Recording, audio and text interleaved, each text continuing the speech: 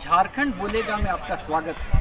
आज हम मिलाएंगे आपको कुछ युवा शख्सियतों से जिन्होंने कुछ हासिल किया है इस छोटे से उम्र में। आदिवासी छात्र संघ एक बहुत ही बड़ा छात्र संगठन जो झारखंड से आता है, उसके प्रतिनिधि और वो भी चुने हुए प्रतिनिधि डॉक्टर श्यामा प्रसाद मुखर्जी यूनिवर्सिटी से। इस कड़ी में आज हम आपको मिलवाएंगे अभिषेक मिंज जो कि उपाध्यक्ष चुने गए थे, अमनदीप मुंडा जो सचिव चुने गए हैं और मंजिल उरांव जो संयुक्त सचिव चुनी गई। तो सबसे पहले अपना सवाल लेते हुए मैं मंजिल उरांव जी से पूछना चाहता हूं कि कौन से ऐसा चीज़ था, आमतौर पे आजकल के जीवन में हम देखते हैं कि स्टूडेंट्स जो हैं पॉलिटिक्स में ज़्यादा इंटरेस्ट नहीं लेते हैं या फिर पॉलिटिक्स को एक व्यर्थ की चीज़ समझते हैं। तो आप में ऐसा कौन सा चीज़ लगा, क्या लगा कि आपको लगा कि हमको इस पद के लिए इलेक्ट होना चाहिए या फिर इस पद के लिए चुनाव लड़ना चाहिए? मेरा नाम है मंजिल उरांव। मैं डॉक्टर श्यामा प्रसाद मुखर्जी में जॉइंट सेक्रेटरी के पद में इलेक्टेड हूँ और मुझे लीडरशिप में इसलिए आगे आना था कि मैंने कॉलेज में देखा था कि कॉलेज में जो बेसिक नीड्स उस पर मतलब जैसे कि झारखंड में कॉलेज है और झारखंड में ज़्यादातर लोग यहाँ हमारे कॉलेज में ज़्यादा ट्राइबल लोग पढ़ते हैं। तो मैंने देखा था कि बेसिक जो चीज़ें हैं, बेसिक चीज़ें जिनको हम लोग जो स्टूडेंट के लिए वो रिक्वायर्ड है, वो चीज़ें भी हम तक नहीं पहुँच पा रही थी। जैसे कि मैंने देखा था कि मैं अभी बीएससी लास्ट ईयर में हूँ, तो 2 साल मैंने पढ़ा और मैंने देखा वहाँ कि वहाँ ना कोई यूथ फेस्ट होता था, ना कोई स्पोर्ट्स मीट होता था। ऐसे में लोग अपनी कला को कैसे निकालेंगे? कला निकालने के लिए वो इंटरेस्ट मतलब उनके लिए एक प्लेटफॉर्म देना ज़रूरी है ताकि वहाँ के लोग वहाँ से निकल पाए। वहाँ मैंने देखा यूथ फेस्ट, जब अमनदीप प्रेसिडेंट रहे थे उस साल फर्स्ट टाइम यूथ फेस्ट हुआ। इस बार फिर से इलेक्ट होकर आए। मेरा एजेंडा था, मेरा मैनिफेस्टो था कि अगर हम जीत के आते हैं तो हम स्पोर्ट्स कराएंगे, स्पोर्ट्स मीट कराएंगे और बेस्ट एथलीट निकालेंगे हम कॉलेज से, और जो कि हम लोग अभी फरवरी में वो काम किए। तो ये सब मुद्दा था कि जो बेसिक चीज़ें हैं, जैसे स्टूडेंट को स्पोर्ट्स में अच्छा होना चाहिए, अपना और भी करिकुलर एक्टिविटीज़ में अच्छे होने चाहिए, तो उनके लिए प्लेटफॉर्म ही नहीं था। लोग हमारे कॉलेज से तो जाते थे बाहर, पर किस बेसिस पे जाते थे, कहाँ से उठ के चल जा रहे हैं, इसका कोई अंदाज़ा ही नहीं था। हम लोग बस सी ऑफ करने अमनदीप जाते थे, छोड़ने जाएंगे रेलवे स्टेशन के, भाई हमारे कॉलेज से रिप्रेजेंट कर रहे हैं, किस बेसिस पे वहाँ से चुने गए, क्या हुआ। ऐसे में हम लोग के साथ थोड़ा मेरे को लगा कि बहुत लोग ऐसे हैं, हिडन हो जा रहा था। तो हमें लगा कि नहीं, इनको प्लेटफॉर्म देना चाहिए और हम लोग इस पद में आएंगे और ऑर्गेनाइज करेंगे और प्लेटफॉर्म देंगे, तब मेरे आगे जितने भी भाई बहन हैं वो आगे आए और इस प्लेटफॉर्म में अच्छा करें और सब चीज़ ओपन अप रहे कॉलेज में, ताकि कोई बोले भी ना कि हिडन हम कोई चीज़ नहीं चाहते थे कॉलेज में। तो प्लेटफॉर्म मेरे को देना था बाकी लोग के लिए कि लोग यहाँ आए, आगे निकले और ताकि हम लोग उसको आगे प्रमोट करें। तो यही सब बेसिक नीड है और भी बहुत बेसिक चीज़ है जिसको मेरे को लगता था कि कॉलेज में ये सब आगे निकल के आए और हम आगे इस चीज़ सबको सुधारें। और अभी तो इस पर मैं काम भी कर रही हूँ थोड़ा, और लॉकडाउन की वजह से हम जब से इलेक्ट हुए हैं उसके बाद से ऐसा कभी मौका नहीं मिला है। मौका मिला और मैंने स्पोर्ट्स मीट कराया और लीडरशिप करने का एक और रीज़न था कि मैंने देखा है कि लोग लीडरशिप से भागते हैं।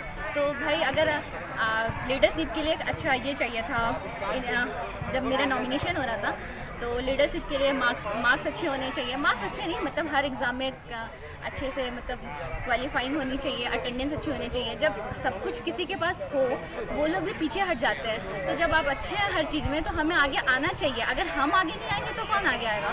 और मेरा मोटो ये था कि हमको हर फील्ड में बेस्ट देना और मेरे को बाकी जितने भी मेरे ट्राइबल भाई बहन हैं उनके लिए एक आइडल बनना है कि भाई लोग यहीं से निकल के आगे जा रहे हैं, यही एक प्लेटफॉर्म है यहाँ। और भी आज इस साल हम आगे आए और नेक्स्ट ईयर कोई और ऐसी बहन होगी जो बोलेगी कि नहीं मेरे को इतना परसेंट आता है फिर भी मैं आगे आना चाहती हूँ। ऐसा नहीं होना चाहिए कि मेरे को इतना परसेंट आ रहा है तो सिर्फ मेरे को पढ़ाई करना है। तो ऐसा नहीं है कि सबको मैनेज करके चलना है। इसलिए मैं आगे आई कि नहीं, पढ़ाई के साथ में सब कुछ हो सकता है। और मैं सबको ये प्रूव करना चाहती हूँ कि पढ़ाई में भी बेस्ट हो, कोई चीज़ डिस्टर्ब ना हो और सब इसके बावजूद भी हम ये काम कर सकते हैं। मेरा यही मोटो था। चलिए, बहुत अच्छी बातों को इन्होंने कहा कि जहाँ भी रहे अपने बेस्ट दे, और यही युवा शख्सियत जो है आज जज्बा रखता है अपने दिलों में, खासकर झारखंड की धरती पर। और हम फिर अगले शख्सियत से आपको मिलाते हैं, अमनदीप मुंडा जी, जो पिछले बार चुनाव में अध्यक्ष पद पर निर्वाचित होकर आए थे और दोबारा ये इलेक्ट हुए हैं और अभी सचिव है।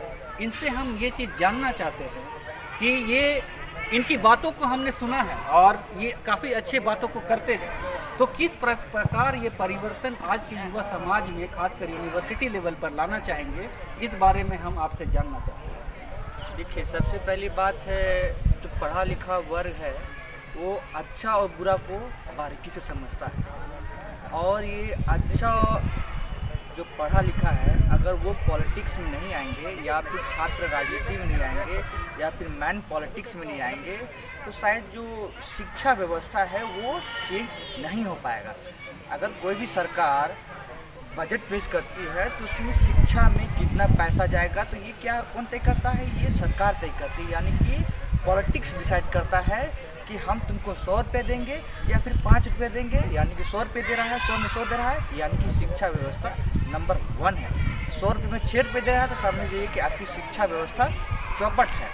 तो हमारा मकसद यही है कि हम जब अगुवाई नहीं करेंगे, पढ़े लिखे लोग अगुवाई नहीं करेंगे, तो जाहिर सी बात है प्रशासन में वो ढीठपन है, और जो सरकार जो बजट के रूप में 6 रुपया 3 रुपये ये दे रही है, तो जब ये 6-3 रुपये जब देगी तो जाहिर सी बात है सरकार के मन में ये मंशा नहीं है कि बच्चे यहाँ के पढ़े। इसलिए हम यह आह्वान करना चाहते हैं जितने भी ट्राइबल यूथ से वो पॉलिटिक्स में आए। पॉलिटिक्स में आने के बाद वो हो सके तो छात्र राजनीति में रहे या फिर मैन पॉलिटिक्स में जाए। अगर वो मंत्री बन पाता है तो इस बात को वो बैकग्राउंड से गुजरा है कि पढ़ाई करना कितना ज़रूरी है।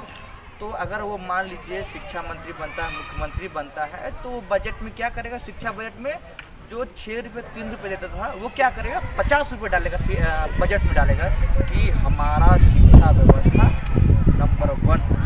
और ये हमें जानना चाहिए कि हमारा भारत पढ़ाई के कारण ही विश्व गुरु था, और अगर हम शिक्षा व्यवस्था को नंबर 1 नहीं करेंगे तो शायद आज हम यही दर बदर भटकते रहेंगे, बेरोजगार रहेंगे। ठीक। और रही बात है प्रशासन में बहुत ज़्यादा ढीठपन, मैं एक कटाक्ष करना चाहूँगा। हमारे विश्वविद्यालय में एक कुलपति है, ये कहते हैं कि जो अभी कोरोना का जो माहौल है वो सरकार व्यर्थ में पीडीएस में गरीब लोगों को राशन बांट रही है। ये एक माननीय कुलपति का कहना है, यानी कि आप सोच सकते हैं एक गरिमा पद में व्यक्ति बैठे हुए इस तरह का बयानबाजी करते हैं, तो आप ये समझ सकते हैं कि वो हमारे प्रति कितना निष्ठावान है। तो हम यही प्रशासन में ढीठपन ये अपने साथियों के साथ या फिर जो भी मेरी बातों को सुन रहे हैं, इस ढीठपन को आपको हटाना होगा। ये मैं अकेला नहीं कर सकता, ये आपको हर एक युवा को ये ढीठपन अब सरकार को कान में वो आवाज़ डालनी होगी, तब आपको कहीं न कहीं शिक्षा व्यवस्था ठीक हो पाएगा। चलिए एक सवाल आपसे और लेते हैं कि जब चुनाव के कैंपेनिंग में आप थे उस समय किस तरह से आपको एहसास होता था, और जब आप जीत के आए और जब एक जुलूस निकल रहा था, जीत का जुलूस निकल रहा था, जब आप जश्न मना रहे थे, तो ये पूरे दरमियान में जो आपको एहसास हुआ, उस एहसास को हमारे बीच में आप रखते तो हमें अच्छा लगता। ठीक है, सही बात। मैं 2018 में पिछले वर्ष अध्यक्ष पद पर निर्वाचित हुआ था। तो मैं आंकड़ों में जाऊंगा, उस समय मुझे समथिंग 850 वोट्स मिले थे, लेकिन इस बार मैंने जो चुनाव लड़ा तो इसमें बहुत ज़्यादा इंक्रीमेंट हुआ, यानी कि वोट प्रतिशत में बहुत ज़्यादा इंक्रीमेंट हुआ, यानी कि 33% वोट का इंक्रीज हुआ, यानी कि जो 850 था वो 1150 में गिरा। और इस दरमियान में हमने कई सारे काम किए थे। सबसे पहली बात है हमारी मंजिल उराव, उन्होंने बताया कि यूथ फेस्ट जैसे हर एक विश्वविद्यालय में होती है, उसमें टैलेंट उभर के आती है, जो युवा के हैं वो टैलेंट उभर के आती है। दूसरी बात है स्पोर्ट्स जो इस बार हमने करवाया, और रही बात है विश्वविद्यालयों में मेडिकल की सुविधा होती हमने करवाया। जब विश्वविद्यालय मान लीजिए किसी को अनहोनी हो जाती है तो वो बच्चे इलाज के लिए कहाँ जाएंगे, उसे तो रिम्स में निर्भर रहना पड़ेगा। जब इतना बड़ा विश्वविद्यालय है, 9000 बच्चे के लिए एक मेडिकल फैसिलिटी भी यहाँ होनी चाहिए, तो मेडिकल सुविधा भी हुई। और इस दरमियान में हमने देखा कि ट्राइबल में ये जो रुझान है जो पॉलिटिक्स में वो बहुत ज़्यादा इंक्रीज़ हो रहा है, क्योंकि वो जानते हैं कि अगर हम पॉलिटिक्स में नहीं रहेंगे, हम संघर्ष नहीं करेंगे, तो जाहिर सी बात है हमारा वजूद अस्तित्व खतरे में आ जाएगा। इसलिए हम अक्सर देखा करते हैं कि जब भी चुनाव आते हैं तो सारे यूथ एक्टिव हो जाते हैं, लेकिन वो सिर्फ चुनाव के समय एक्टिव नहीं रहते, वो उससे पहले भी एक्टिव रहते हैं। वो कहीं ना कहीं वो हमारे उद्देश्य को हित में रखते हुए काम करते रहते हैं। ऐसा ये नहीं कि सिर्फ वो चुनाव के समय आते हैं और उस समय इसका रिजल्ट देखने को मिलता है, जिस प्रकार हम प्रतिनिधि चुन के आते हैं। और ये जुलूस का बात कर रहे हैं, उसमें हम सभी जो हमारे लिए मेहनत करते हैं वो एक बार हमें देखने को मिलता है। हम भी नहीं जान पाते हैं कि कौन कौन हमारे साथ है, कौन कौन नहीं है, लेकिन हमें विजय जुलूस और चुनाव के दरमियान हमें देखने को मिलता है कि हमारे पीछे इतने सारे लोग भी लगे हुए हैं। हमारे युवाओं को ये कभी भी एहसास नहीं होना चाहिए कि हमारे पीछे कोई नहीं, हमारे पीछे बहुत सारे साथी हैं, हमारे पीछे बहुत सारे बुजुर्ग हैं, हमारे साथ बहुत सारे। चलिए, तो ये होता है जीत का हर्ष और इन्होंने अपने अनुभव को बताया है। आइए अब हम इसी कड़ी में अभिषेक मिश्र से बात करते हैं, जो उपाध्यक्ष के रूप में चुने गए हैं।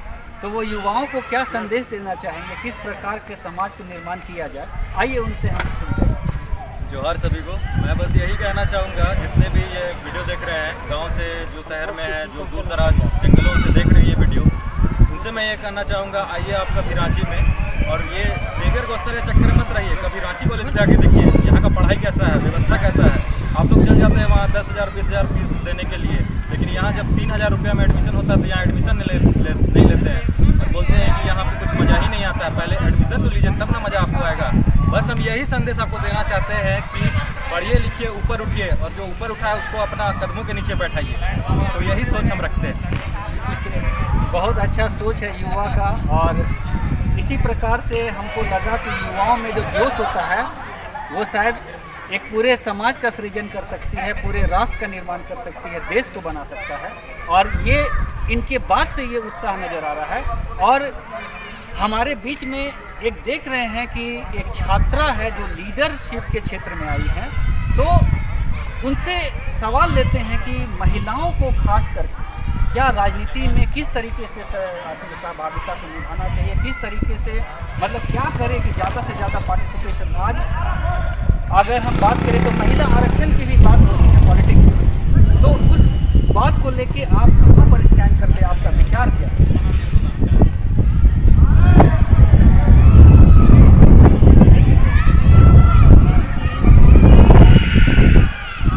लड़कियां आगे आना नहीं चाहती, पोटेंशियल इसका बहुत ज़्यादा होता है। मैं इस बात को मानती हूँ और मैं समझती भी हूँ। मेरे को पता है, मेरे को भी लगता है कि पोटेंशियल बहुत होता है, तो पता नहीं क्या कारण होता है, लोग आगे आने नहीं चाहते। तो बस हमने इस बात का शुरुआत किया है कि हम आगे आए और ऐसे काम करें कि लोग हमसे हाँ बोले कि हाँ, लोग यहीं से ये पढ़ते पढ़ते आगे निकले और लीडरशिप कर रही है। तो लोग, मैं चाहती हूँ कि मैं अच्छे काम करूँ ताकि मेरे पीछे भी और लोग आए कि हाँ, महिला को भी लीडरशिप करना चाहिए। चलिए, तो ये तीनों से हम लोगों ने अभी बात की और हम जानना चाहते हैं कि जितने भी समय आप लोग के टेन्योर में भी बचा है, कौन सा ऐसा काम है, विशेष काम, जो आपको लगता है कि हम लोग को करना चाहिए प्रायोरिटी लेवल पे, खास करके अपने यूनिवर्सिटी में। तो उस बातों को हम लोग के बीच में थोड़ा रखें। सबसे पहली बात है, विश्वविद्यालय में देश के जितने भी संस्थान हैं उसमें दो तरह की, एक होती है एक ट्रेडिशनल और एक होती है वोकेशनल। तो आप वोकेशनल कोर्स में देखिएगा या फिर ट्रेडिशनल कोर्स में देखिएगा, इसमें जो शेड्यूल ट्राइब्स है या फिर अदर बैकवर्ड क्लास है या फिर शेड्यूल कास्ट है, इनका इसमें भागीदारी बहुत ज़्यादा होता है, क्योंकि इसमें फ़ी कम होती है। और दूसरी बात है, वोकेशनल कोर्स में इनका फ़ी 20,000 पर सेमेस्टर लिए आता है। यहाँ पर ये हम मार खाते हैं, ये वोकेशनल कोर्स में हम मार खाते हैं, क्योंकि 20,000 से 50,000 फीस दे पाना हमारे लिए बस की बात नहीं है, हमारे लोग के लिए बस की बात नहीं है। मेरे माइंड में यह है कि ये जो इतनी फीस है, हम सरकार से ये निवेदन करेंगे कि इतनी बड़ी खाई को हटाना चाहिए, क्योंकि ये दरवाज़ा हमें रोक रही है पढ़ने से। वोकेशनल कोर्स में फ़ी होना कम होना बेहद ज़रूरी है, क्योंकि हम 20,000 50,000 अफोर्ड नहीं कर पाएंगे। और दूसरी बात है कि हम सरकार ये बार बार कह रही है कि हम अपॉइंटमेंट करेंगे, वो जल्द करें, क्योंकि आपकी शिक्षा व्यवस्था चौपट हो रही है। और जिसके कारण हम विश्व गुरु बार बार कहते हैं, तो शायद विश्व गुरु शायद विश्वविद्यालय बनाता है, और विश्वविद्यालय जब विश्व गुरु बनाता है और विश्वविद्यालय में ही गुरु नहीं है, तो आप कहाँ क्या विश्व गुरु बात होती है। विश्वविद्यालय विश्व गुरु बनाता है, विश्वविद्यालय में गुरु नहीं है, तो आप किस लिए विश्व गुरु। तो हम चाहते हैं कि आपको यहाँ विश्वविद्यालय में आपको प्रोफेसर्स और जितने भी स्कूल्स हैं वहाँ टीचर्स अपॉइंट करना बेहद जरूरी है। और तीसरी बात यह है, हम देखते हैं हमारे संविधान में ये भी बात है कि हम जो मदर लैंग्वेज जैसे हो गया मुंडारी, कुरुख और संथाली, ये सब जो भाषा है वो सरकार यानी कि राज्यपाल जो प्रोटेक्ट करेगी, उसको बढ़ावा देगी। लेकिन हमको जहाँ तक नहीं लगता है कि भारत के कोई भी ऐसे राज्य हैं वहाँ पर इस तरह का प्रोटेक्शन हो पाया। हम यहाँ झारखंड सरकार से मांग रखते हैं कि आपको इस तरह की नीतियाँ बनानी चाहिए कि जो हमारी लुप्त भाषा हो रही है जो ट्राइबल, उसे भी आपको नीति के द्वारा इसे बढ़ाना है, आपको इसको ग्रो करना है, बड़ा करना है, ताकि जो आपने एक स्टेटमेंट मुख्यमंत्री हेमंत सोरेन भी एक स्टेटमेंट भी दिया था कि हम जो लोकल लैंग्वेज है ट्राइबल एंड रीजनल लैंग्वेजेस को बढ़ावा देंगे। तो हमको लगता है आप जब सरकार में आ गए हैं तो ये लैंग्वेज को प्रोत्साहन करना चाहिए, अदरवाइज हमारा लैंग्वेज ख़त्म होता है तो शायद इसका जिम्मेवार आप होंगे, क्योंकि आपने वादा किया था, आपको ये पूरा करनी चाहिए। चलिए, बहुत बड़ी बात कही है। राज्य का पहचान यहाँ की अनुसूचित जनजाति भाषाएं और साथ में क्षेत्रीय भाषाएं, और उसकी जो है हमेशा नज़रअंदाजी हुई है तमाम सरकारों के द्वारा। इन्होंने बहुत ही अच्छी बात को रखा है कि अगर यहाँ के भाषा को बचाना है तो तमाम यूनिवर्सिटीज़ में उसके शिक्षक की बहाली होनी चाहिए, और साथ ही साथ एक क्वालिटी एजुकेशन की भी बात होनी चाहिए। तमाम बिंदुओं को यहाँ पर रखा है। हम अगली कड़ी में विस्तार पूर्वक इससे और भी सारी चीज़ों की लेकर चर्चा करेंगे, तमाम बिंदुओं पर बात करेंगे। और इन्होंने जिस शैली में आज यहाँ पर बात रखा है, मुझे विश्वास है कि एक अच्छे लीडर बनकर उभरेंगे और आने वाले समय में अपने यूनिवर्सिटी के लिए ही नहीं बल्कि अपने राज्य के लिए भी एक अच्छा अपना योगदान निभा सकेंगे। तो आप लोग जो हमारे साथ आज जुड़े